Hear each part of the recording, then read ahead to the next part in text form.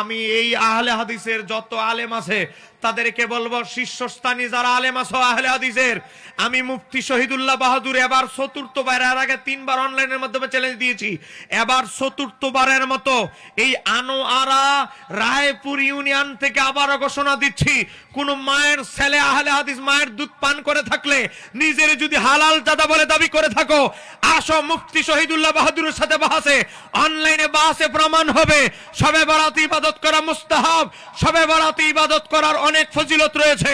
শবে বরাত ইবাদত করলে আল্লাহর কাছে ক্ষমা প্রার্থনা করলে এই রাতে আল্লাহ ক্ষমা করে।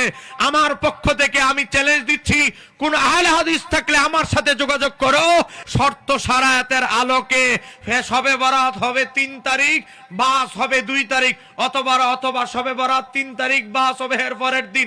মাহফিল থাকলে আমি ক্যান্সেল করব, মাহফিল দরকার হলে ক্যান্সেল করব, পরে করে দিব। তারপরে আমি বাসে প্রমাণ করব শবে বরাত এর ফজিলত সহিহ হাদিস দ্বারা প্রমাণিত, সহিহ হাদিস দ্বারা প্রমাণিত, সহিহ হাদিস দ্বারা প্রমাণিত।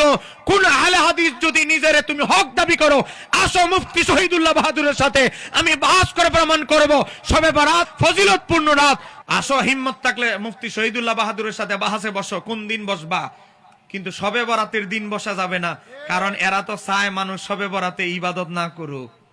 বাহাস হয়তো শবে বরাতের আগের দিন হবে, নাহলে পরের দিন হবে। বিশ্ববাসী মানুষ জানুক, আগের দিন হইলে আরো ভালো, মানুষ বুঝবে শবে বরাতে ইবাদত করার দরকার আছে কি নাই আমার দলিলগুলো দেখে। কথা কোন ঠিক কিনা? আসো, কোন আহলে হাদিস বসবে।